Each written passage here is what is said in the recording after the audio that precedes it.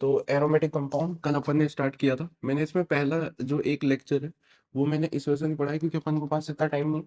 अपन ने जीओसी में aromatic, non aromatic, anti aromatic निकालना सीखा रखा है, तो मैंने यहाँ पे वो छोड़ दिया है। ठीक है, मतलब वो वैसे पढ़ाने की जरूरत भी नहीं थी, बट पढ़ाना चाहिए क्योंकि इस चैप्टर में है। बट ठीक है, अपन जीओसी में पढ़ चुके हैं, कोई फर्क नहीं पड़ता है उससे। ठीक है, कल अपन ने सबसे पहले इलेक्ट्रोफिलिक सब्स्टिट्यूशन रिएक्शंस देखी। इलेक्ट्रोफिलिक सब्स्टिट्यूशन रिएक्शंस, सबसे पहले इलेक्ट्रोफाइल लिया। हाँ है ना लाडलो, इलेक्ट्रोफाइल लिया तो यहाँ पे अपन को, मैं यहाँ पे ऐसे ही बना देता हूँ क्योंकि रिवीजन ले रहे हैं।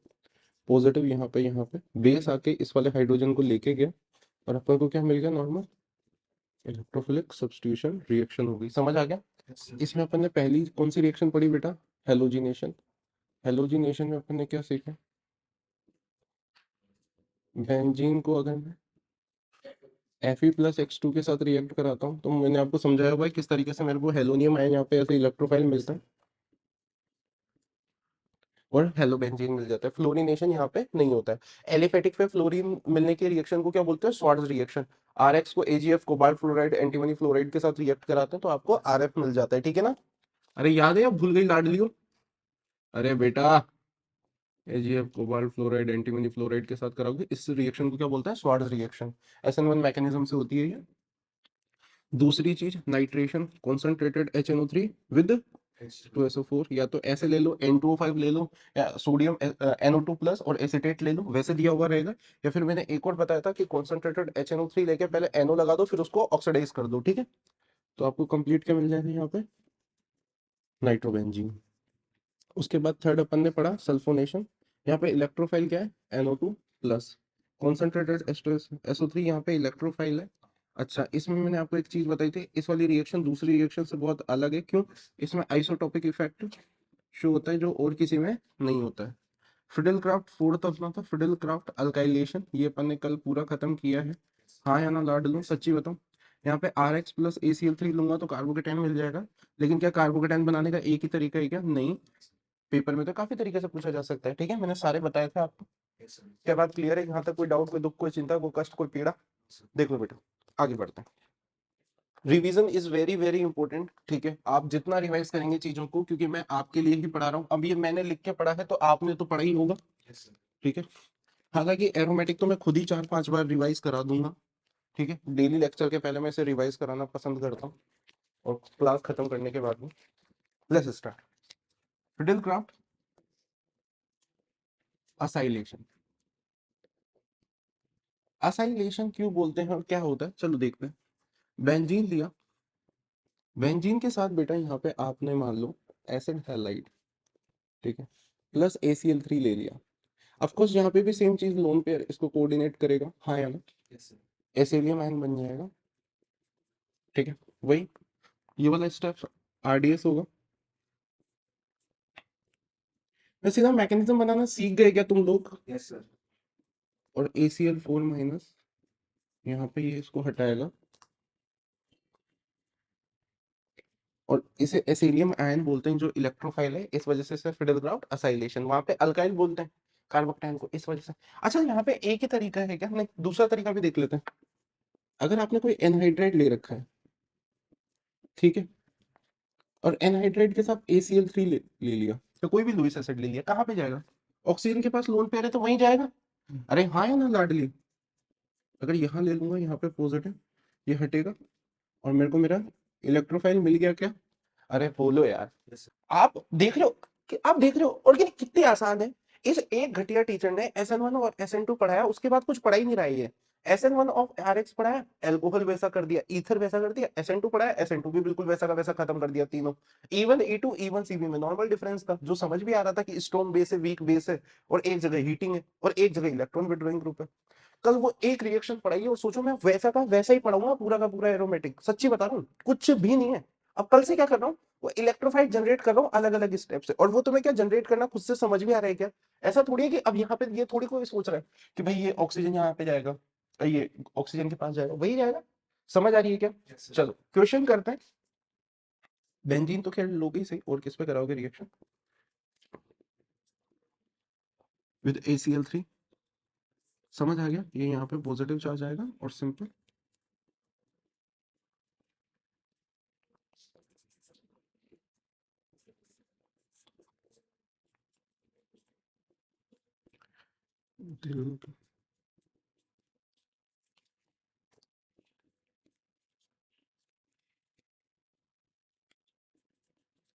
हम्म, क्या बात क्लियर है क्या लाडलो?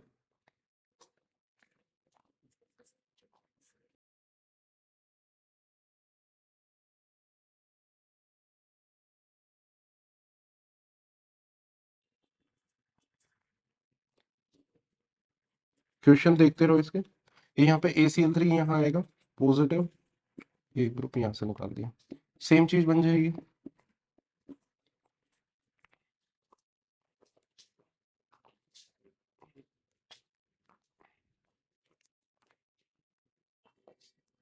एक और क्वेश्चन कर लेते हैं।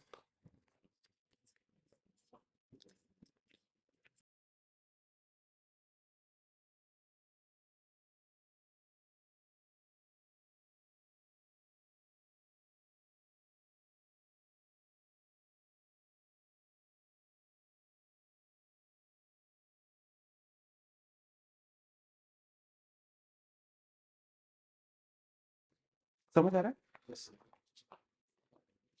चलो नेक्स्ट स्टार्ट करते हैं। यहां तक समझ आ गया। अब इसका नेक्स्ट, इसको रिंग क्लोजर सवाल बोलते हैं। मैं कहता हूं भाई साहब, आधे बच्चे रट लेते हैं इसे कि भाई साहब ये तो सवाल रटना ही पड़ता है। मैं कहता हूं क्यों रटना है जिंदगी में? जिंदगी में वैसे ही कम चीजें हैं रटने को, जो एक और चीज रट लोगे। ये लिया, यहाँ पे ये एनहाइड्रेट ले रखा है।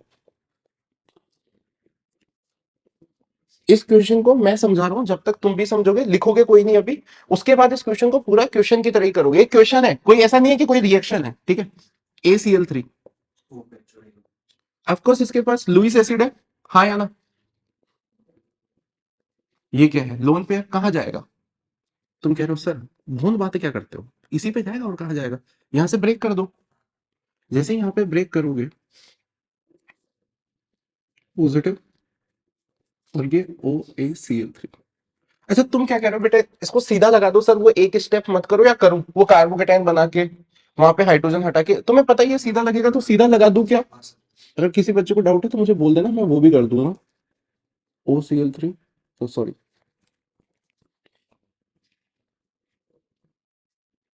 अच्छा जैसे ये हटेगा यहाँ से एक हाइड्रोजन, देखो मैं इसे समझा भी देता हूँ, चलो समझा ही देता हूँ।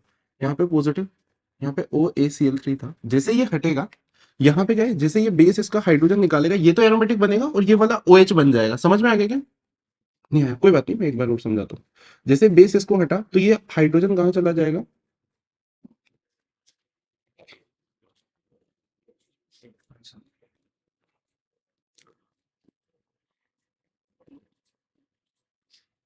क्या बात समझ में आ गई क्या?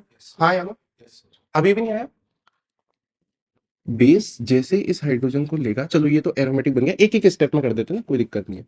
वो वो हाइड्रोजन यहाँ चला जाएगा, तो ये क्या बन जाएगा, OH। अब समझ आ गया? ये अब भी नहीं आया? अनन्या, नहीं आया? आ गया, कोई बात नहीं। तो इसको ऐसे लिख ही लेते हैं, कोई बात नहीं, एक स्टेप ज्यादा भी रहेगा तो कोई दिक्कत नहीं। ठीक है, क्या बात समझ आ गई क्या? ओके, इधर आ जाओ, मैं तुम्हें कुछ चीज लिखा देता हूँ, अभी यहाँ लिखा देता हूँ, वैसे अपन कार्बोक्सिलिक में भी पढ़ेंगे। कार्बोक्सिलिक को SOCl2, PCl5, PCl3 किसी के साथ भी रिएक्ट कराओ, ये OH ग्रुप रिप्लेस हो जाता है Cl से। क्यों लाड लो, बहुत आसान है क्या? हाँ है ना? ओके, अगर जैसे ही मैं इसको SOCl2 से या किसी से भी ले लो यार, अब इसमें क्या फर्क पड़ेगा, तू इससे कुछ भी ले ले।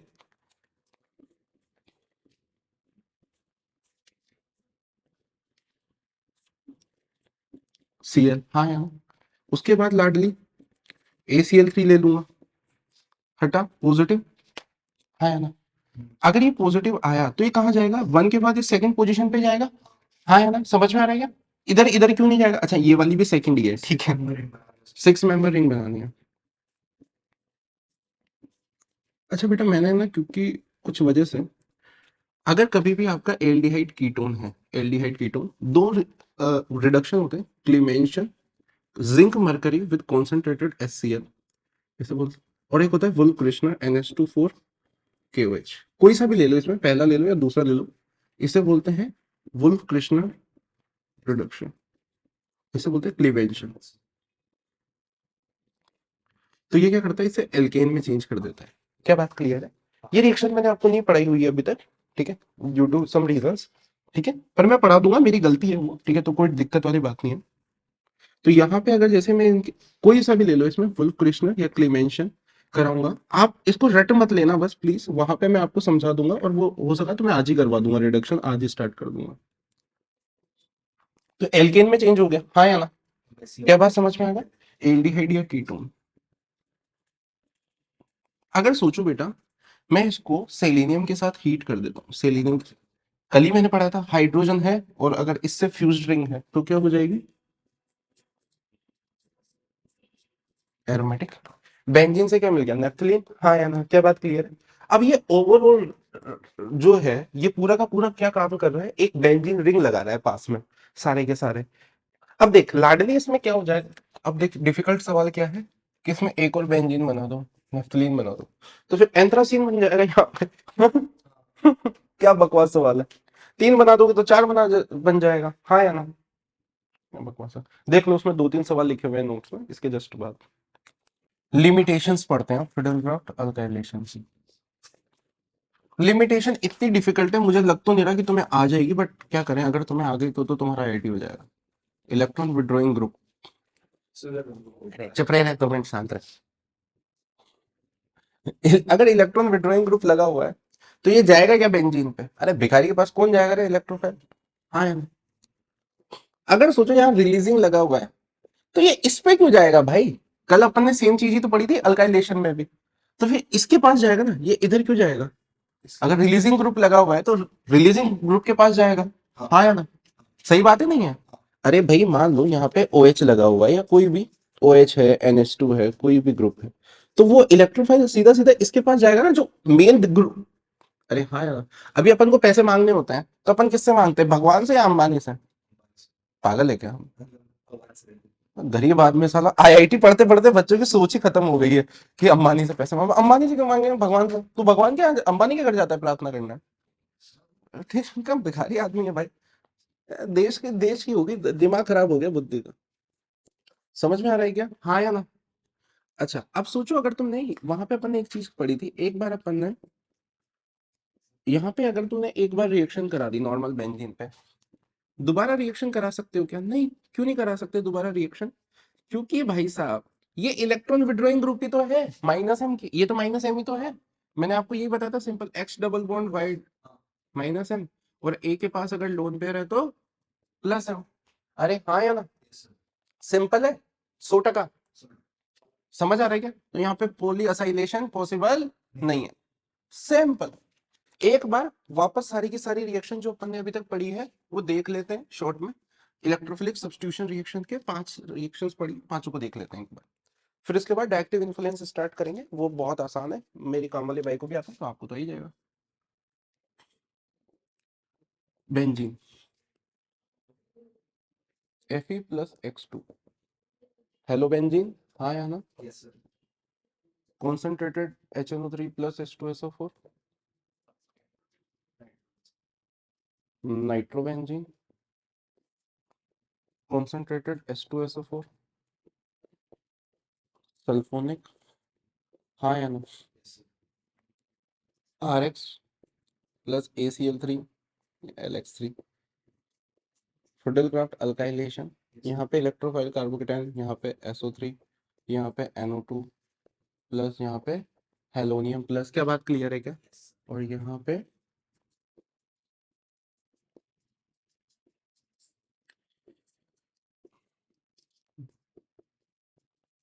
ठीक है, समझ में आ गया?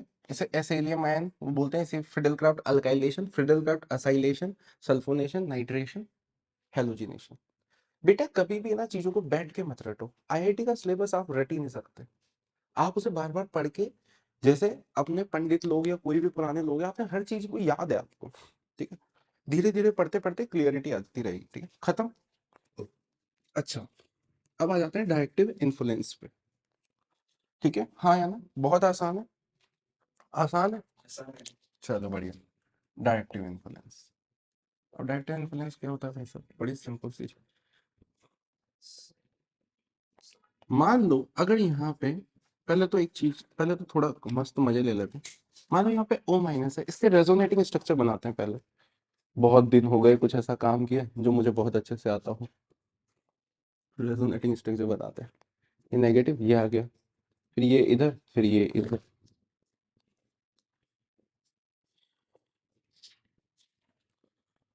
फिर ये इधर, फिर ये इधर। हाँ यार,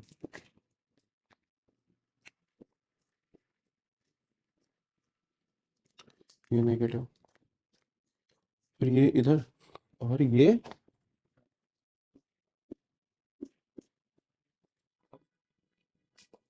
क्या बात समझ आ रही है क्या? सबको सी इधर, मतलब ये arrow.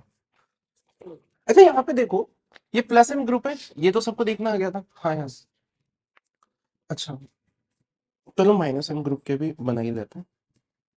C double bond O लगा लेते हैं, कोई भी लगा लो तो एक ही है। ये इधर आएगा, ये वाला इधर आएगा।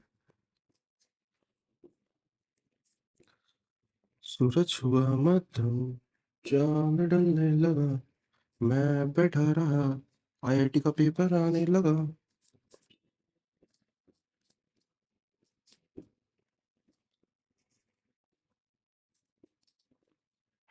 तुम तुमने देखा इंडियन टीवी सीरियल में कैसे आता है, धुम धुम धुम धुम धुम धुम धुम धुम। चलो, अब वापस ये इधर आएगा और ये इधर आ जाएगा। ठीक है, तो वापस वही मिल जाएगा। अब ध्यान से देखो बेटा, यहाँ पे अगर प्लस एम ग्रुप लगाए तो ये नेगेटिव चार्ज कहाँ पे आ रहा है? ऑर्थो और पैरा पोजीशन पे। हाँ या ना? क्या बात समझ में आ रही है? अगर नेगेटिव चार्ज ऑर्थो और पैरा पोजीशन पे आ रहा है, यहाँ पे नेगेटिव, यहाँ पे नेगेटिव और यहाँ पे नेगेटिव आ रहा है, ठीक है, वो मैं एक में, तो इसका मतलब क्या है? ये इलेक्ट्रॉन रिच पोजीशन हो गई, नहीं हो गई? हाँ या ना? और अगर माइनस एम ग्रुप लगा हुआ है तो देखो पॉजिटिव चार्ज ऑर्थो और पैरा पे आ रहा है। हाँ या ना?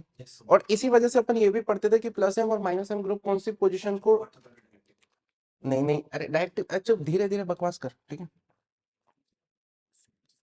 इसी वजह से दोबारा पढ़नी पड़ रही है। अरे वो तो सही बात है, इसमें क्या है? ऑर्थो और पैरा पोजीशन पे अगर पॉजिटिव चार्ज है तो ये क्या है? इलेक्ट्रो डेफिशिएंट पोजीशन है। जी हाँ या ना? अगर ये इलेक्ट्रॉन डेफिशिएंट पोजीशन है लाडलो, तो इलेक्ट्रोफाइल कभी ऑर्थो और पैरा पे आएगा क्या? सोचो, कोई भी चीज है, मान लो तुम्हें पता है कि यहाँ पे तीन जगह है, ऑर्थो मेटा पैरा, तो रिच कौन सी हुई? रिच यहाँ पे कौन सी हुई? Meta position. ऑर्थो और पैरा तो इलेक्ट्रो डेफिशिएंट हो गई। हाँ या ना? रटना नहीं पड़ रहा ना, समझ में आ रहा है ना कि ऐसा क्यों हो रहा है? भाई जब प्लस एम ग्रुप लगा हुआ है तो ऑर्थो और पैरा जो पोजीशंस है वो इलेक्ट्रॉन रिच पोजीशंस है। इलेक्ट्रॉन रिच पोजीशंस हैं ये वाली, तो बेसिकली इलेक्ट्रोफाइल ऑर्थो या पैरा पे आएगा, मेटा पे नहीं आएगा क्योंकि वहां पे नेगेटिव चार्ज नहीं है। लेकिन अगर माइनस एम ग्रुप है तो ऑर्थो और पैरा पे पॉजिटिव चार्ज है, यानी वो पोजीशन इलेक्ट्रो डेफिशिएंट है। हाँ या ना? तो इलेक्ट्रॉन रिच पोजीशन कौन सी हुई? मेटा हुई ना, देख के पता लग रहा है, रटना नहीं पड़ रहा ना। अरे हाँ या ना? ओके। तो एक चीज बोली जाती है कि जितने भी इलेक्ट्रॉन रिलीजिंग ग्रुप होते हैं ये ऑर्थो पैरा डायरेक्टिव होते हैं, और जो इलेक्ट्रॉन विड्रॉइंग ग्रुप होते हैं, इलेक्ट्रोफाइल के लिए बात कर रहा हूं मैं, ठीक है, पहले ये भी चीज इंपॉर्टेंट हो जाती है कि बात किसके लिए हो रही है? इलेक्ट्रोफाइल के लिए। अगर इलेक्ट्रोफाइल आ रहा है यानी जो इलेक्ट्रॉन डिफिशिएंट है, तो इलेक्ट्रॉन ये मेटा डायरेक्टिव होता है और ये ऑर्थो पैरा डायरेक्टिव होता है। पहली बात तो ये चीज बहुत अच्छे से समझ आई क्या? किसी बच्चे को इसमें कोई डाउट, कोई दुख, कोई चिंता, कोई कष्ट, कोई पीड़ा समझ में आएगा? ये फील आ रहा है क्या कि ऐसा हो क्यों रहा है? हाँ या नहीं? ओके। भाई कई बच्चे क्या करते हैं, मैं वापस बताता हूँ, वो कहते हैं सर इसमें भी तो ऑर्थोपेरा डायरेक्टिव होता है, इसमें भी तो कोई भी ग्रुप हो ऑर्थोपेरा डायरेक्टिव ही होता है, लेकिन ऐसा क्यों हो रहा है? वो चीज भी क्लियर है क्या? ठीक है, यहाँ तक क्लियर है। ओके। अब एक और चीज आ जाती है। अब देखो अगर इलेक्ट्रॉन रिलीजिंग ग्रुप लगा हुआ है, ठीक है, तो आसान बात ये है कि ये ऑर्थोपेरा डायरेक्टिव है, बात समझ आती है। अब ऑर्थोपेरा में भी कौन सा मेजर आएगा, ये बात कैसे पता चलेगी? देखो, ortho position, ortho Meta para, ortho Meta para, तो ऑर्थो तो 2:1 में, ऑर्थो पोजीशन दो बार है, पैरा पोजीशन तो एक ही, तो ज्यादा कौन सा प्रोडक्ट मिलना चाहिए? जनरली ऑर्थो मिलना चाहिए। लेकिन ऐसा नहीं है, काफी चीजों पे यानी प्लस साइड पे डिपेंड करती है, साथ में इलेक्ट्रोफाइल का साइज कितना बड़ा है इस चीज पे, और भी इफेक्ट जो है उन पे डिपेंड करेगा कि ऑर्थो आएगा या पैरा मेजर आएगा। बताओ कैसे, देखते हैं। जैसे मान लो मैंने यहाँ पे O माइनस ले लिया, अब O माइनस का प्लस एम लग रहा है, तो प्लस एम तो चलो ऑर्थो और पैरा पे सेम ही लग रहा है। अरे हाँ या ना? ओ भाई प्लस एम तो रेजोनेंस है, रेजोनेंस तो साथ में इसका प्लस आई लगेगा। प्लस आई लगेगा तो ऑर्थो पोजीशन पे, मतलब ऑफ कोर्स ये दोनों ऑर्थो ही है, तो मैं एक ही बार बनाऊंगा नेक्स्ट टाइम से, ठीक है, एक ही ऑर्थो बनाऊंगा मैं एरो। तो कौन सा वाला मेजर आएगा? ऑर्थो वाला। क्यों? क्योंकि प्लस आई तो ऑर्थो पे ज्यादा लगेगा, तो इलेक्ट्रॉन डेंसिटी ज्यादा कहाँ हो जाएगी? ऑर्थो पे। अब ध्यान से देखो, इसी चीज को मैं ऐसे दे देता हूँ। अब यहाँ पे प्लस एम हो गया और माइनस आई हो गया। क्या बात समझ में आ गई क्या? हाँ या ना? प्लस आई माइनस आई देखना सबको क्लियर है? किसी बच्चे को कोई डाउट, कोई दुख, कोई चिंता, कोई कष्ट, पीड़ा? इलेक्ट्रोनेगेटिविटी से देखना है प्लस एम, भाई प्लस एम तो लग रहा है। अच्छा, लेकिन अब यहाँ पे तो माइनस आई ज्यादा लग रहा होगा, तो मेजर कौन सा आएगा मेरा? पैरा वाला, क्योंकि माइनस आई अगर यहाँ पे ज्यादा लगेगा तो इलेक्ट्रॉन डेंसिटी क्या होगी? डिक्रीज होगी ऑफ कोर्स। हाँ या ना? क्या बात समझ में आ गई? तो यहाँ पे पैरा मेजर आ जाएगा। क्या बात क्लियर है क्या? NH2 लगा हुआ है, प्लस एम माइनस आई, समझ में आ गया क्या कि पैरा मेजर आएगा ऑर्थो से?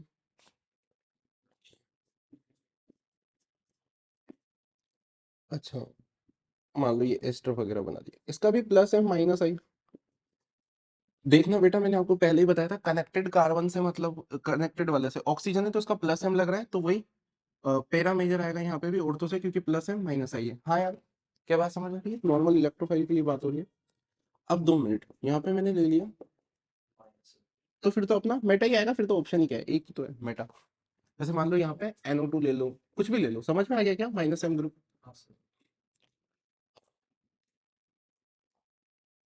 क्या बात क्लियर है? अच्छा, ये चीजें तुम्हें समझ में आ गई कि इलेक्ट्रॉन रिलीजिंग ग्रुप जो होते हैं वो ऑर्थो पैराडाइएक्टिव है, और माई इलेक्ट्रॉन विड्रॉइंग ग्रुप जो है मेटाडाइट। ठीक है। अब बेटा जो हेलोजन्स होती हैं याद रखना, वैसे तो मैं और भी बता दूंगा धीरे धीरे, अभी तो आज से सिनामाइल ग्रुप हो गया, ये वाली चीज होगी। इनका माइनस आई ग्रेटर देन प्लस एम होता है। ठीक है, क्या होता है माइनस आई? समझ में आ गया? अच्छा, इसको और खूबसूरती से समझते हैं। होता क्या है कि जब कोई इलेक्ट्रोफाइल आएगा, जब भी NO भी आ जाएगा यहाँ पे, जब भी कोई इलेक्ट्रोफाइल आएगा तो उसका, जब भी कोई इलेक्ट्रोफाइल आएगा तो उसको जो डायरेक्शन देगा वो तो इसका प्लस एम प्रोवाइड करता है, लेकिन जो इलेक्ट्रॉन की डेंसिटी है बेंजीन पे वो माइनस आई डिसाइड कर रही है। मतलब है तो ये रिंग डीएक्टिवेटिंग, इसको बोलते हैं रिंग एक्टिवेटिंग, ये रिंग डीएक्टिवेटिंग मतलब रिंग को डीएक्टिवेट कर देना।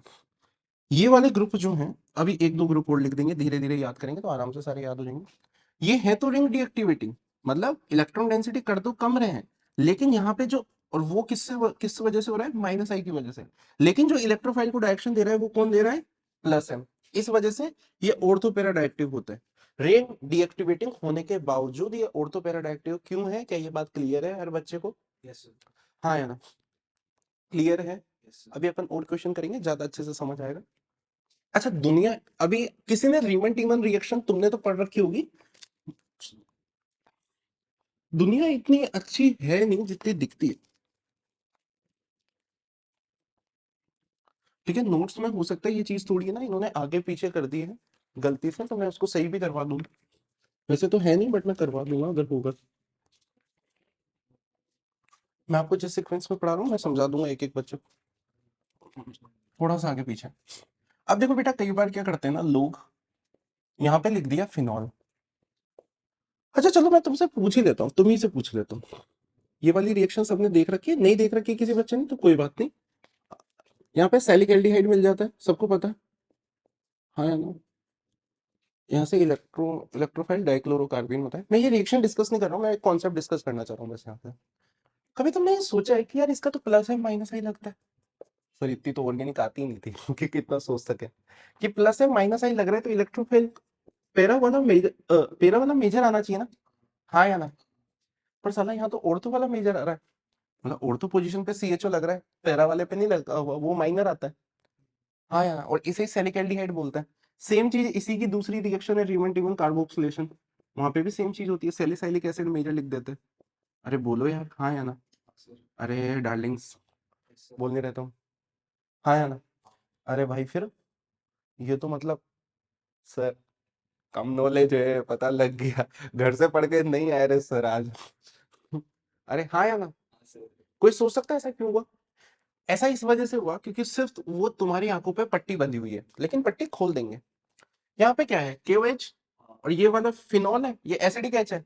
तो कभी भी रिएक्शन फिनॉल से नहीं होती, सबसे पहले एसिड बेस रिएक्शन होगी ना भाई। तो ये क्या बन जाता है सबसे पहले, ये। अब इसका क्या लग रहा है, +M+I, हाँ या ना? तो तुम्हें समझ में आ रहा है कि ये वाले प्रोडक्ट मेजर क्यों आते हैं। कॉन्सेप्चुअल सीखोगे तो कुछ नहीं रटना पड़ेगा, बस थोड़ा सा सोचने की आदत डालोगे तो सारी चीजें सही हो जाएंगी। और इतनी बड़ी बात नहीं है ये चीजें सोचना। समझ आ रहा है क्या आनंद? यहाँ पे लिखा हुआ फिनॉल है, लेकिन फिर भी ऑर्थो वाले प्रोडक्ट मेजर आ रहे हैं। क्यों आ रहे हैं ऑर्थो वाले प्रोडक्ट? क्योंकि NaOH है तो रिएक्शन इससे होगी, ना कि नॉर्मल फिनॉल से हो रही है। वो जैसे ही तुम डालोगे वो उसको ऐसे O- में बना देगा, तो फिर तो +M+I लगेगा ही लगेगा। अब पेपर में ये चीज, अभी तो खैर रहने देते हैं इस चीज को, अभी पढ़ लेंगे अपन, कल परसों में पढ़ लेंगे, वहां तक भी आ जाएंगे कल। फिनॉल के साथ यहाँ पे एक बार NaOH डाल के दे देंगे, बोलेंगे कौन सा। तो अगर तुमने जैसे NaOH डाला, ये क्या मिल गया, O-, तो +M+I लगेगा, तो कौन सा वाला मेजर आएगा, ऑर्थोपेरा। अच्छा वो इतने समझदार हैं, उनको पता है बच्चे गरीब हैं, तो यहाँ पे डाइल्यूट HCl दे देंगे। ओ भाई, इसको डिहाइड्रेट करके यहाँ पे पॉजिटिव चार्ज मत बनाना, ऐसे झापड़ के दूंगा ना मैं। हाँ ठीक है ना, कि OH हट जाएगा तो सर पॉजिटिव चार्ज, ठीक है, नहीं हटेगा, ये तो नॉर्मल ही रहेगा। HCl उस पर कोई रिएक्ट ही नहीं करेगा, नहीं करेगा, तो यहाँ पे तो नॉर्मल +M-I लग ही रहा था, सता बना था वो तो यहाँ पे आपका पेरा ही मेजर आएगा। समझ में आ रहा है क्या? हाँ या ना? झूठ तो नहीं बोल रहे? चलो एक दो इलेक्ट्रोफाइल के ढूंढने के सवाल करो।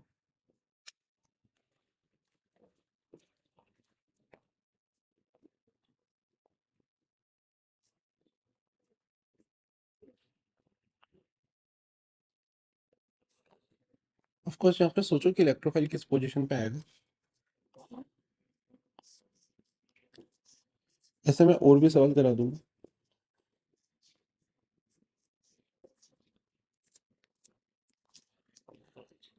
वही इलेक्ट्रोफाइल किस पोजीशन पे आएगा।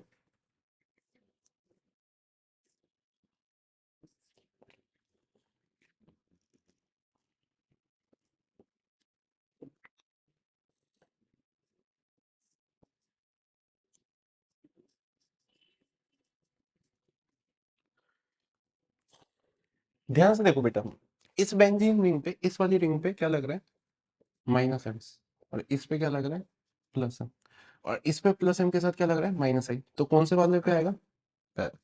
अब देखो इस वाली रिंग पे इसका क्या लग रहा है, -M, और इसका लग रहा है +M इस वाली रिंग पे, और +M के साथ क्या लग रहा है, -I, तो कौन सा आ जाएगा, पैरा। सिंपल है ना, देखो कितना।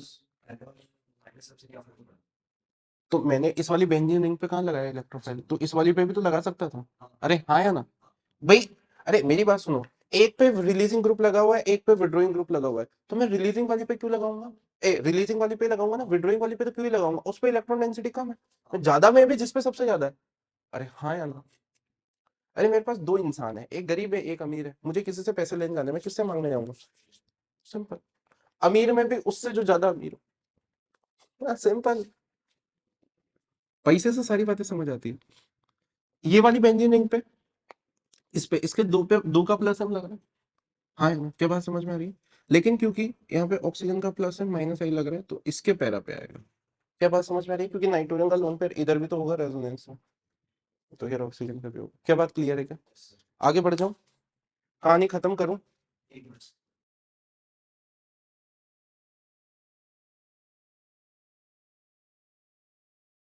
अगर दो रिलीजिंग ग्रुप लगे हुए हैं, एक रिलीजिंग ग्रुप है और एक दूसरा रिलीजिंग ग्रुप है, मान लो फर्स्ट वाले की रिलीजिंग पावर ज्यादा है सेकंड वाले से, तो फर्स्ट वाले के ऑर्थो और पैरा पे आएगा इलेक्ट्रोफाइल। समझ आ रहा है क्या? बहुत आसान है, आसान है। चलो बड़े। अगर एक रिलीजिंग ग्रुप है और दूसरा इलेक्ट्रॉन विड्रॉइंग ग्रुप है, तो जो रिलीजिंग ग्रुप है उसके ऑर्थो पैरा पे आएगा इलेक्ट्रोफाइल, ठीक है? ठीक है, नीट वाला तो सोच भी मत लेना। मान लो फर्स्ट वाले की इलेक्ट्रॉन विड्रॉइंग पावर सेकंड वाले से ज्यादा है, अगर ज्यादा है तो इसके मेटा पे आ जाएगा। क्या दिक्कत आ रही है? क्या बात समझ में आ रही है क्या? हाँ या ना लाड लो, ठीक है, खत्म कहानी। ये रटना नहीं पड़ रहा ना, सही बात है, जैसा ही होगा। ठीक है, क्वेश्चंस करते हैं, ज्यादा अच्छे से समझ आएगा।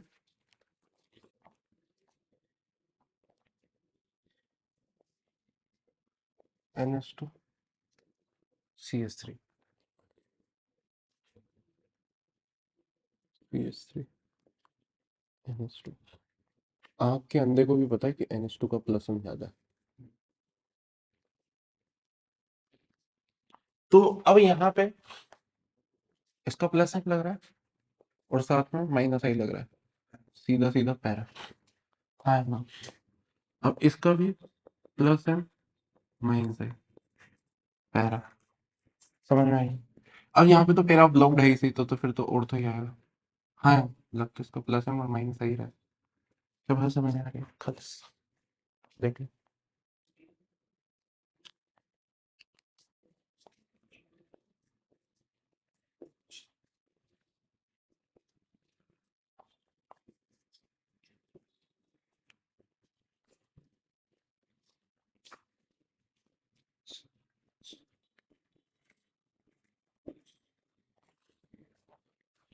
इसका लगेगा प्लस है माइनस है, इसका माइनस है।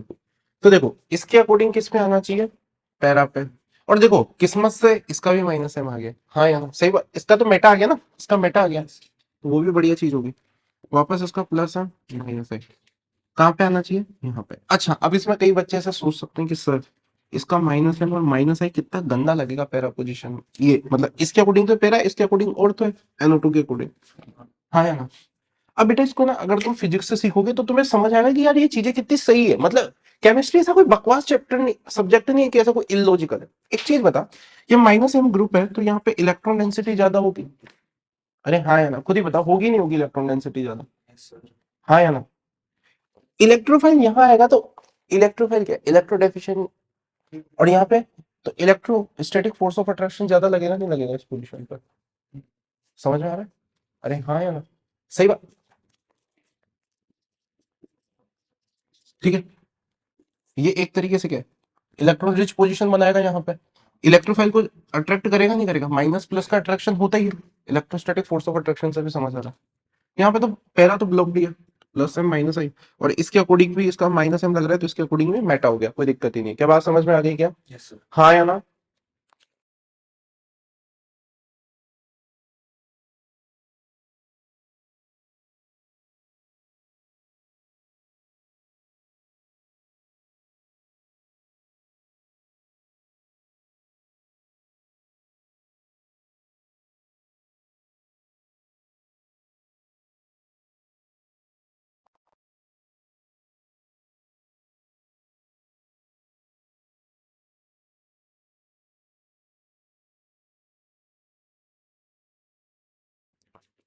हाँ देखो, एक बेंजीन का प्लस एम है तो दूसरे का माइनस एम है, और तो पोजीशन पे नहीं आ रहा क्योंकि बल्कीनेस है।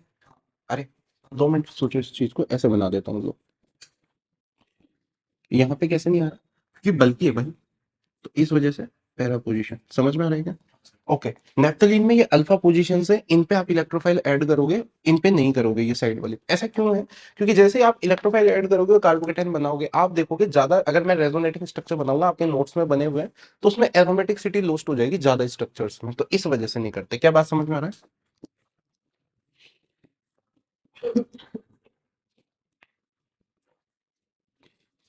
इसमें ये सिर्फ बीच वाली चोचों पे लगाना है, या तो इस पे लगाओगे या इस पे लगाओगे। क्या बात समझ आ रही है क्या? Sir okay.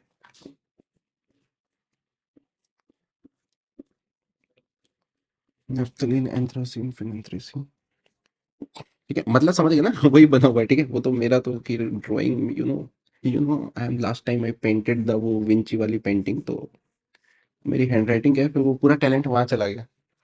ठीक है, तो इधर थोड़ा आ नहीं पाया हो, नहीं तो मेरी हैंडराइटिंग सुंदर नहीं है क्या? ऐसे क्या देख रहे हो साला? इस वाली पोजीशन पे, इस तिकोने पे, समझ में आ रहा है? ओके। ऐसे देखो मस्त है ना, चोचे, फिर यहाँ पे बीच वाली चोचे और यहाँ पे सिर्फ एक चोच। ठीक है। फिफ्थ, रीजंस आपके सबके नीचे लिखे हुए हैं। ठीक है, किसी को समझ नहीं आया तो कोई दिक्कत नहीं है, अभी कोई काम नहीं आ रहा हूँ। पिराइडीन में थर्ड पोजीशन पे, पाइरोल में सेकंड पोजीशन। ठीक है, बस यहीं तक करके खत्म। समझ आ गया क्या? पिराइडी, अरे आज बैठ के कोई मत रटो, मैं हूँ। ठीक है, मैं इतने सवाल कराऊंगा इन पे, एक एक चीज कराऊंगा कि तुम्हें याद हो जाएगा।